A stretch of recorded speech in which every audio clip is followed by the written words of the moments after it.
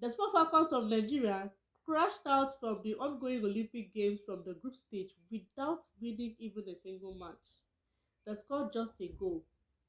It is that bad. They scored just a goal. It was that bad. Despite that, Super Falcons are still the giants of women football in Africa. Check the World Cup, check the Olympics. The highest an African team have gone to is quarterfinals. And that African team, the only African team that have gotten to quarterfinals in the World Cup and Olympics is Nigeria, as Super Falcons of Nigeria.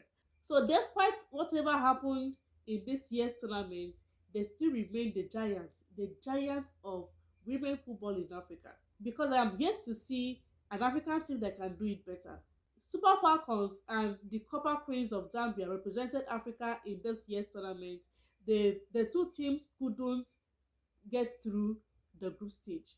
In fact, the two teams could not win even a single match. And I strongly believe that if Nigeria wasn't in a very tough group, they would have gone past, they would have definitely gone past the group stage.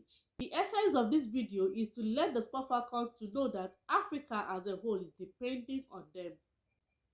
Yes.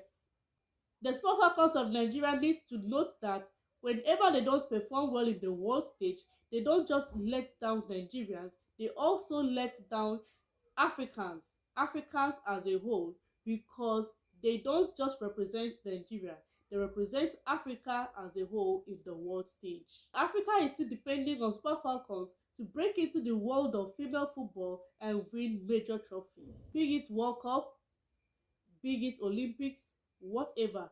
Africa still depends on Nigeria as it stands now. No other team in Africa comes close to Super Falcons of Nigeria. If you doubt, then you can answer me how they made it to the Olympics. Let me remind you, they actually played qualifiers, same as other African teams did. They won against Cameroon and South Africa.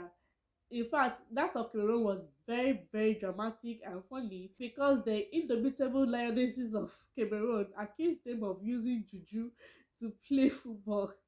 So it was actually dramatic and funny. For them to have qualified to the Olympics, they needed just two teams, and they were one of the two teams that represented Africa. That's to show you that they still remain the giants of Africa, the giants of women's football in Africa, the giants of women's football in Africa.